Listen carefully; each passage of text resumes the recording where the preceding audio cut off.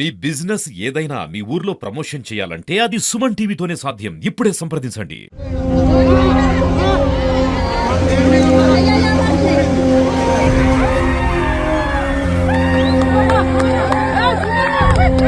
మొత్తం 4 రూమ్స్లలో 3 రూమ్స్ కూలిపోయినాయి. ఒకే ఒక రూమ్ మీద ఉన్నాం మేము. దాదాపు ఒక 4.5 5 అవర్స్ దాకా ఒకే రూమ్ మీద ఉన్నాం మేము.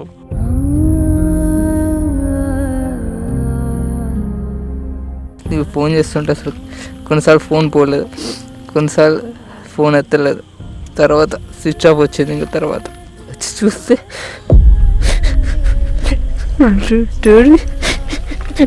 డాడీ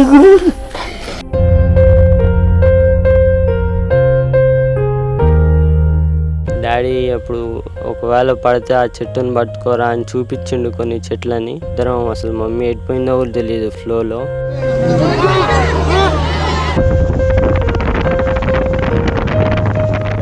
వాళ్ళది అన్నీ ఉన్న పండంటి కాపురం. ఆ కాపురం ఒక్కసారిగా చిత్రమైపోయింది. అసలు వీళ్ళ చదువులు అయిపోతున్నాయి, నెక్స్ట్ మా భవిష్యత్తు బాగుంటుంది, వాళ్ళిద్దరికీ జాబ్స్ వస్తాయి, నెక్స్ట్ మా మంచి రోజులు అని ఆ భార్యాభర్తలు ఎన్నో కలలు కన్నారు.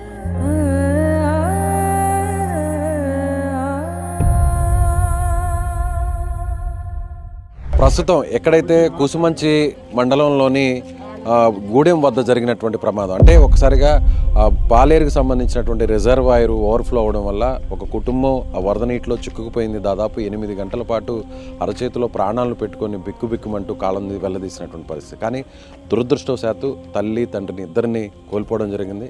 కానీ అందులో కొంత అదృష్టవశాత్తు మన ముందున్నటువంటి షరీఫ్ ప్రాణాలతో బయటపడ్డాడు. నిజంగా తల్లిదండ్రులు కళ్ళ ముందే కొట్టుకుపోవడం అనేది ఎవ్వరికి కూడా జీవితంలో అలాంటి బాధాకరమైన సంఘటన రాకూడదు.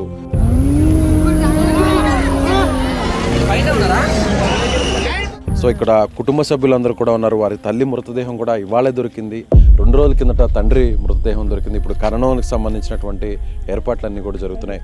కుటుంబ సభ్యులందరూ కూడా ఆ ఇద్దరు కుటుంబాలకి, షరీఫ్ వారి సోదరుడు కూడా బెంగళూరులో చదువుతున్నాడు, షరీఫ్ కూడా చదువుతున్నాడు.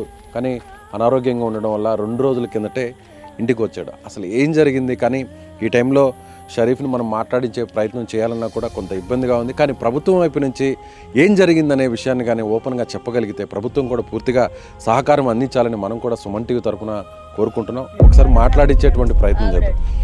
షరీఫ్, సారీ అమ్మా, ఈ టైంలో నిన్ను మాట్లాడించడం మాకు కూడా బాధగా ఉంది. కానీ కొంచెం ఓపిక తెచ్చుకున్నా. అసలు ఏం జరిగిందమ్మా, ఎంత ఇబ్బంది పడ్డారు అడగడానికి కూడా నాకు కూడా చాలా ఇబ్బంది. అసలు బతుకుతారు అనుకున్నారా అమ్మా నాన్న? 12 దాకా మాకు హోప్ ఉంది, హెలికాప్టర్ వచ్చిద్ది అన్నారు. 12 దాకా మేము వెయిట్ చేసినాం. అప్పటిదాకా డాడీ మమ్మీకి హోప్ చాలా ఉంది బతుకుతామని. కానీ తర్వాత నుంచి కాల్స్ డిలే చేస్తున్నారు, కాల్ చేసినా లిఫ్ట్ చేయట్లేదు. ఇక మాకు హోప్ పోయిందన్నమాట 12కి.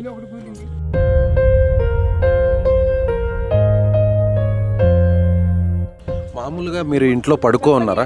మీకు ఎన్ని గంటలకి ఫ్లడ్ వస్తుందని మీకు తెలిసింది? అసలు ఏం జరిగింది కొంచెం వివరించగలవా? మాకు ఎవరు ఇన్ఫర్మేషన్ అయితే ఇవ్వలేదు ఇంతగానో వస్తుందని. అరౌండ్ 5:30కి మేము బయట చూసినప్పుడు రోడ్డు మీదకి నీళ్ళు వచ్చేసినాయి. అప్పటికే మేము బయటికి వెళ్దామని బ్యాగ్ సర్దుకున్నాం ఉదయం 5:30కి. అయితే బయటికి వెళ్దాం అనుకున్నప్పుడు మా ఇంటి గేట్ల దగ్గర అప్పటికే ఫ్లో వచ్చేసింది అనమాట. వాటరు బయటికి వెళ్ళకుండా కొట్టేసింది దారి. అప్పటికే బయటికి వెళ్ళేది కాలేదు మేము. ఇక అప్పటి నుంచి ఇక మొదలుపెట్టినాం, ఊరోళ్ళకి ఫోన్లు చేస్తున్నాం, ఇరికినాం మమ్మల్ని కాపాడాలని. అప్పటి నుంచి 7 దాకా ఫోన్లు చేస్తూనే ఉన్నాం, కిందే ఉన్నాం. అప్పటిని ఫ్లో సడన్గా పెరిగినాయి అనమాట. ఫ్లో పెరిగినప్పుడు మేము ఇక ఇల్లు ఎక్కుదాం అనుకున్నాం.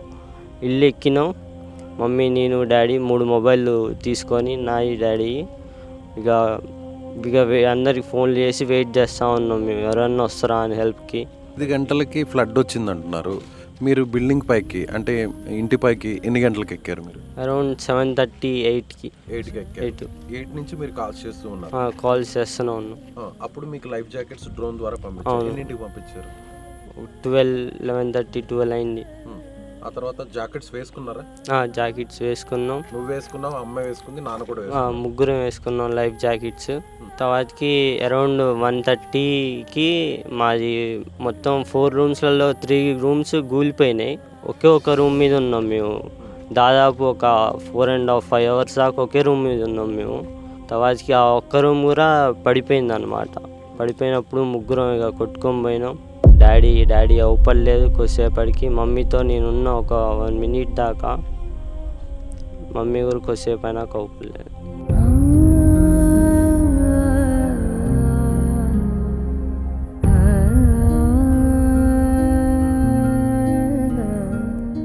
అంటే అమ్మ నీతో పాటే ఉన్నిందా కొద్దిసేపు కూడా?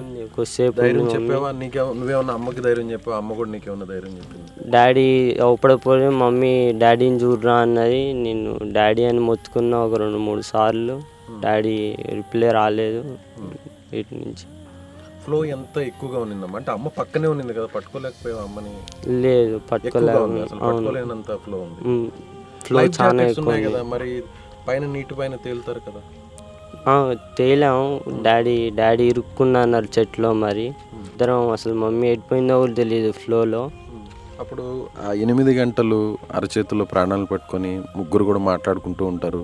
ఏదన్నా జరిగితే నెక్స్ట్ ఏంటి, ఏం చేయాలి అని. ఎలా అయినా అమ్మ నాన్న ముగ్గురు బతుకుతారనే నమ్మకంలో ఉన్నారా అమ్మ నాన్న?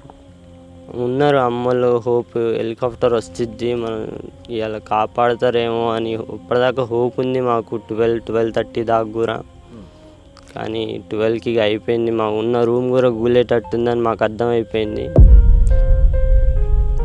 అప్పుడు ఏమన్నా నాన్న ఏమన్నా మీతో చెప్పడం జరిగిందా? అమ్మ ఏమన్నా నీతో కొన్ని మాటలు ఏమన్నా చెప్పడం జరిగిందా? ఇలా ఏదన్నా జరిగితే తర్వాత ఎలా ఉండాలి, కాపాడుకోవాలి, ఒకరినొకరిని ఎలా కాపాడుకోవాలి, ఏదైనా చెట్టును పట్టుకోవాలి, కొమ్మలను పట్టుకోవాలి, అట్లా ఏమన్నా మాట్లాడుకున్నారు ముగ్గురు ఏమన్నా? డాడీ అప్పుడు ఒకవేళ పడితే ఆ చెట్టును పట్టుకోరా అని చూపించిండు కొన్ని చెట్లని. అమ్మ చాలా ధైర్యంగా ఉంది అన్నారు. అమ్మ కూడా మినిస్టర్తో మాట్లాడారు, పొంగులేటి శ్రీనివాసరెడ్డి గారితో. ఖచ్చితంగా హెలికాప్టర్ వస్తుంది, అలాగే మినిస్టర్ గారు కూడా ఖచ్చితంగా తీసుకొస్తామని హామీ ఇచ్చారు అని చెప్తున్నారు. అమ్మ చాలా ధైర్యంగా ఉన్నిందంట కదా చివరాఖరి వరకు కూడా? అంత ధైర్యంగా అయితే లేదు మమ్మీ చాలా భయపడుతూనే ఉంది పైన, మనం ఉంటామో ఉండమో అని. నువ్వేమనుకున్నావు నాన్న? నువ్వేమనుకున్నావు? బతుకుతారులే అమ్మ నాన్న అనుకున్నావా? బతుకుతానని అనుకున్నా నేను చివరి దాకా కూడా.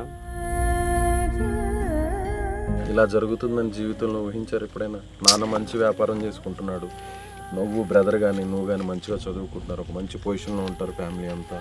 అందరికీ నలుగురికి నేను ఇక్కడికి వస్తే అందరూ ఒకటే మాట చెప్తున్నారు, మీ ఫాదర్ అందరికి కూడా హెల్పింగ్ నేచర్ ఉన్న వ్యక్తి, అందరితో చాలా మంచిగా ఉంటారు, తన వర్క్ తాను చేసుకుంటారు, మీ ఫ్యామిలీ కూడా మీరు కూడా అందరితో చాలా బాగుంటారు అంటున్నారు. కానీ ఈరోజు మొత్తం తలకిందులైపోయింది. ఏంటి నాన్న నెక్స్ట్? నువ్వు కోరుకునేది ఏంటి? గవర్నమెంట్ నుంచి కానీ, లేదంటే ప్రభుత్వం కానీ, లేదంటే ప్రభుత్వ పెద్దల నుంచి కానీ అసలు ఏం కావాలనుకుంటున్నావు?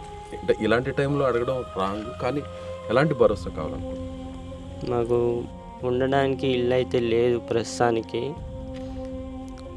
గవర్నమెంట్ నుంచి ఏదో కొద్దిగా సాయం అయితే ఆశిస్తున్నాం మేము.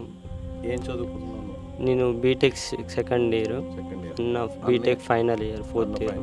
నువ్వేమన్నా చెప్పదలుచుకున్నావమ్మా? నువ్వు ఊహించావా? ఎప్పుడు తెలిసింది నీకు ఇలా జరిగిందని? బెంగళూరులో ఉన్నావు కదా.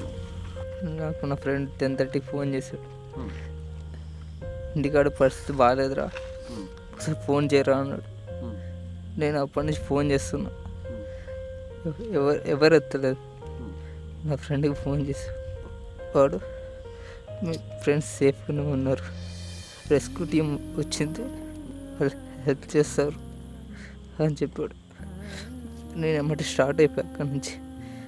అప్పటి నుంచి అందరికి ఫోన్ చేసి నాకు తెలిసిన వాళ్ళు మా ఫ్రెండ్స్ అందరికి, వాళ్ళు అందరు సేఫ్గానే ఉన్నారు అని చెప్పాడు. ఆ టైంలో అమ్మ నాన్న దగ్గర ఫోన్ ఉంది కదా, మొబైల్ ఉంది కదా, నువ్వేమన్నా మాట్లాడావా అమ్మ నాన్నకి? లేదు, నాకు నేను ఫోన్ చేస్తుంటే అసలు కొన్నిసార్లు ఫోన్ పోలేదు, కొన్నిసార్లు ఫోన్ ఎత్తలేదు, తర్వాత స్విచ్ ఆఫ్ వచ్చింది. ఇంకా తర్వాత నేను మా ఫ్రెండ్కి ఫోన్ చేసి సేఫ్ చేశారు, మంచిగా ఉన్నారని చెప్పి, తర్వాత నేను సేఫ్గానే ఉన్నారు అనుకున్నా. నేను మార్నింగ్ ఇక్కడికి 8 కల్లా రీచ్ అయ్యా. చూస్తే డాడీ డాడీ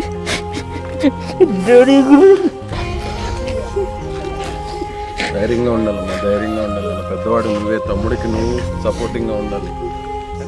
నువ్వు ఒక్కసారిగా నిన్ను తాళ్లతో కాపాడారు కదా, అప్పుడు కొట్టుకుపోతున్నప్పుడు నువ్వన్నా సేఫ్ అవుతావు అని అనుకున్నావు అప్పుడు? నేను హోప్ అయితే ఉంది నాకు. మనుషులు అవపడుతున్నారు జనాలు, వాళ్ళు చేతులెక్కి సైకిల్ చేస్తున్నారు ఇటురా ఇటురా అని. వాళ్ళు లాస్ట్లో నేను అవపడ్డాను, వాళ్ళు నన్ను గుంజారు ఎమ్మటే బయటికి. అవపడ్డం వెంటనే గుంజిగా నువ్వేమన్నా వాళ్ళ వైపు వెళ్ళే ప్రయత్నం ఏమన్నా చేసావా, లేదంటే ఆ ప్రవాహంలో నువ్వే అటువైపు కొట్టుకొని వచ్చావు? ఫ్లోనే నెట్టేసింది నన్ను, ఫ్లోనే అక్కడ దాకా నెట్టేసింది. నీకు స్విమ్మింగ్ వచ్చా? లేదు, స్విమ్మింగ్ రాదు. నాన్నకు కూడా రాదు? నాన్నకు వచ్చు, మమ్మీకి రాదు. కానీ నాన్నకు స్విమ్మింగ్ వచ్చినా కూడా చెట్లో ఇరుక్కుపోయాడు. అవును. నిజంగా చాలా బాధాకరం.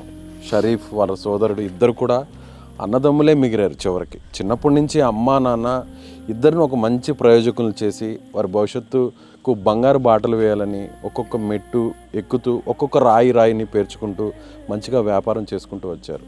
మరికొన్ని సంవత్సరాల్లో ఇద్దరు కూడా ఒక మంచి ఉద్యోగాల్లో సెటిల్ అవుతారు. తల్లిదండ్రులు కూడా ఇద్దరిని ఎంతో సంతోషంగా చూడాలనుకున్నారు. కానీ విధి ఒక్కసారిగా మొత్తం జీవితాన్ని అంతా తలకిందులు చేసింది. ఇద్దరు మాట్లాడుతుంటే, షరీఫ్ మాట్లాడుతుంటే ఒకవైపు ఒక బాధ కలుగుతుంది. వారి సోదరుడు అంటే చివరకు అమ్మా నాన్న నేను వచ్చేంత వరకైనా కాపాడుతారేమో, బయటపడతారేమో, ఇన్ని గంటలు ఉన్నారు కదా, రెస్క్యూ టీమ్ ఏదన్నా హెల్ప్ చేసి వాళ్ళని సేవ్ చేస్తుందేమో అనుకున్నాడు. కానీ ఇక్కడికి వచ్చాక తండ్రి మృతదేహాన్ని చూశాడు. తల్లి మృతదేహం 2 రోజుల వరకు కూడా దొరకనటువంటి పరిస్థితి. ఒక్కసారిగా ప్రకృతి, ఒక్కసారిగా ప్రళయం లాంటిది వస్తే జీవితాలు ఏం జరుగుతాయనే దానికి యాకూబ్ కుటుంబం ఒక ఉదాహరణగా మనం చెప్పవచ్చు. సో ప్రభుత్వం వీరికి అండగా నిలబడాలి. ఎవరైనా దాతలు కూడా ముందుకు రావాలి. ₹1,00,00,000 వరకు వాల్యూ చేసేటువంటి వీరు ఆస్తులు మొత్తం కొట్టుకుపోయాయి. ₹1 కూడా మిగలలేదు. అప్పటి వరకు ఎంతో సంతోషంగా అక్కడ మనం చూసాం. కారు ఉంది, ట్రాక్టర్స్ ఉన్నాయి, బైక్ ఉన్నాయి, అలాగే వాల్యుబుల్ థింగ్స్ అన్నీ కూడా ఉన్నాయి. అన్నీ కొట్టుకుపోయాయి, ఏం మిగలలేదు. చివరాఖరికి ఏం మిగలలేదు. ఆ చిన్నారిని అడిగితే ఏమంటున్నాడంటే, నేను చదువుకుంటున్నాను, గవర్నమెంట్ మేము ఉండడానికి ఇల్లు కూడా లేదు, ఒక ఇల్లు లాంటిది ముందు ఒక జాగా చూపించండి చాలు అంటూ కూడా ఆ షరీఫ్ కోరుతున్నటువంటి పరిస్థితి. సో అందరూ కూడా వీరిని అడుగుదాం, ఏం చేస్తే బాగుంటుంది, ఈ పిల్లలకి ఏం చేస్తే బాగుంటుంది, ఈ ఫ్యామిలీకి ఏం చేస్తే బాగుంటుంది అనేది ఇక్కడ ఉన్న వారిని అడిగి తెలుసుకుందాం. ఇప్పుడు వాళ్ళు అది పట్టాపొలం అండి, అయినా కానీ అక్కడ ఉండటానికి ఎలాంటి కన్వీనియంట్ లేదు. ఎందుకంటే ఆ సింహం మళ్ళీ ఎప్పుడు వచ్చి మీద పడి మింగిద్దో తెలియదు. ఇంకొకటి ఆ ఫ్లడ్ వల్ల బాగా ఒక 10 అడుగుల లోతు వరకు గుంటపడిపోయింది. వాళ్ళకి పక్కా ఇల్లు నిర్మాణం లాంటిది ఏదైనా చేసి ఇద్దరు పిల్లలకి తర్వాత ఇద్దరు ఇంకొకటి ఏంటంటే పెద్ద బాబుది ఈ సంవత్సరంతో ఫైనల్ ఇయర్ అయిపోద్ది, చిన్న అబ్బాయిది ఇంకా 3 సంవత్సరాలు కంటిన్యూ చేయాలి చదువు. ఆ ఇద్దరికి చదువుకు సంబంధించిన పూర్తి భరోసా అనేది ప్రభుత్వం కల్పించాలి. నేడేవ్వాలి సార్. ఫస్ట్ అసలు ఎవరింటికి వాళ్ళది అన్నీ ఉన్న పండంటి కాపురం, ఆ కాపురం ఒక్కసారిగా ఛిద్రమైపోయింది. అసలు తల్లి తండ్రి వాళ్ళకి పంచప్రాణాలు, వీళ్ళని ఎంతో గారభంగా సాదుకున్నారు. వీళ్ళ చదువులు అయిపోతున్నాయి, నెక్స్ట్ మా భవిష్యత్తు బాగుంటుంది, వాళ్ళిద్దరికీ జాబ్స్ వస్తాయి. పెద్ద అబ్బాయి ఫస్ట్ ఉద్యోగం వచ్చింది, తర్వాత చిన్నాయన చదువు అయిపోద్ది, ఆయనకి ఉద్యోగం వచ్చింది, నెక్స్ట్ మా మంచి రోజులు అని ఆ భార్యాభర్తలు ఎన్నో కలలు కన్నారు.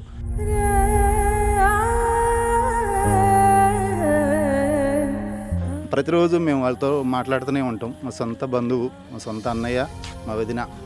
ఫైనల్గా ఏం చేస్తా, ఇద్దరికి ఏం చేస్తే బాగుంటుంది? ఇద్దరిలో కనీసం ఒకరికైనా షరీఫ్ని కాపాడారు స్థానికులు, షరీఫ్ని కల్పించాలి సార్. ఎందుకంటే విద్యార్హత ఉంది, ప్రభుత్వ ఉద్యోగం అనేది పెద్ద అబ్బాయికి ఇప్పుడు ఈ సంవత్సరంతో ఇదే కోరుకుంటున్నారా?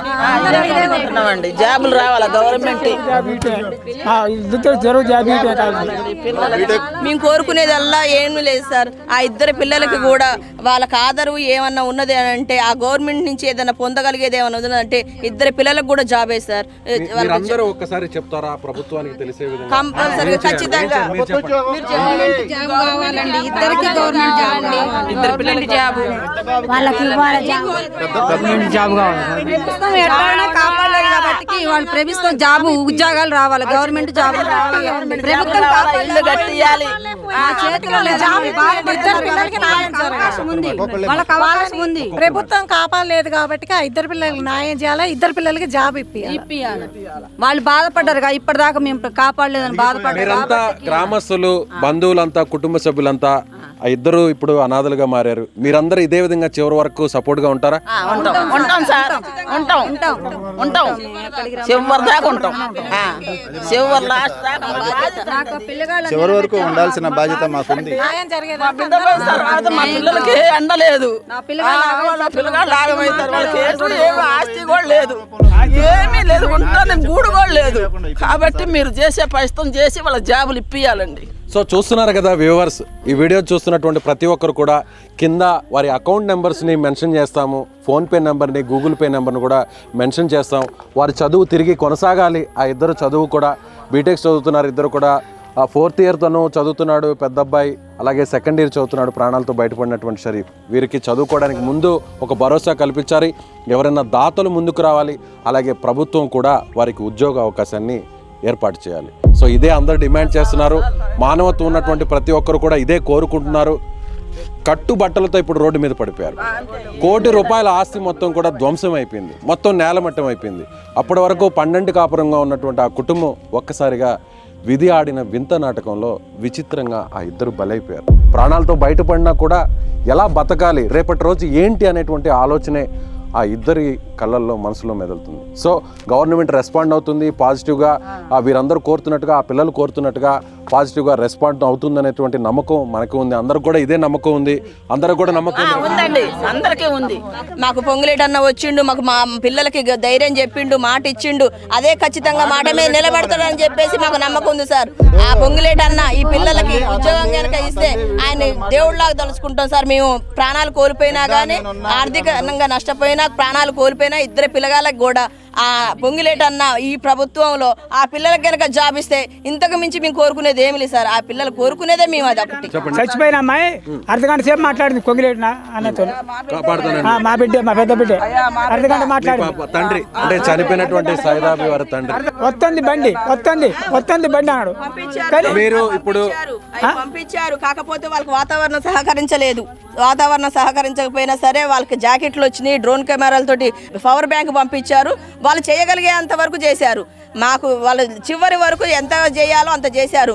తాత అవ్వగా మీరు చెప్పండి, బిడ్డలుగా చెప్పండి, మీ మనవాళ్ళుగా చెప్పండి, మీరు ఎలాంటి సాయం ప్రభుత్వం నుంచి? వాళ్ళకి ఇద్దరు జాబ్ రావాలి, జాబ్ గవర్నమెంట్ జాబ్, అలాగే చదువుకు సంబంధించినటువంటి ఆర్థిక అవసరం అనేది ఏమన్నా ఉంటే మీ దయ. వాళ్ళకి జాబులు, ఇల్లు నిలబెట్టండి. వాళ్ళు చెప్పుకునే పరిస్థితిలో కూడా లేరు.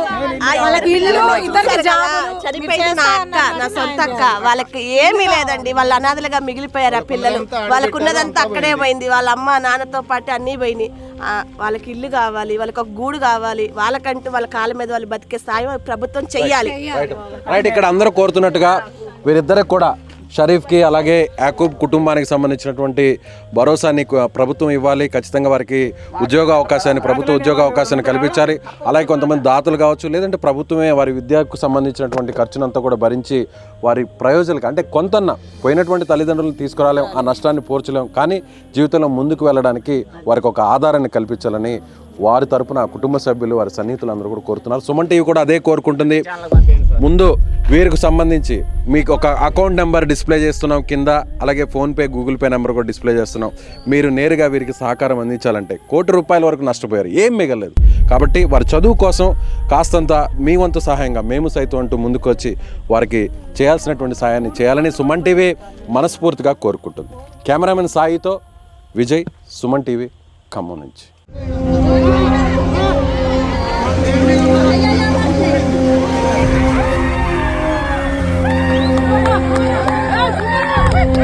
మొత్తం 4 రూమ్స్లలో 3 రూమ్స్ కూలిపోయినాయి. ఒక రూమ్ మీద ఉన్నాం మేము. దాదాపు ఒక 4.5 అవర్స్ దాకా ఒకే రూమ్ మీద ఉన్నాం మేము.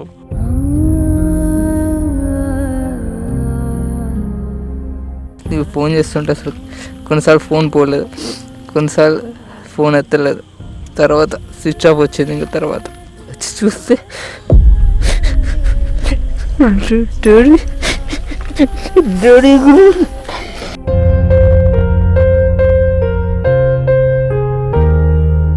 డాడీ అప్పుడు ఒకవేళ పడితే ఆ చెట్టుని పట్టుకోరా అని చూపించిండు కొన్ని చెట్లని. ఇద్దరం అసలు మమ్మీ ఎడిపోయిందో కూడా తెలియదు ఫ్లోలో.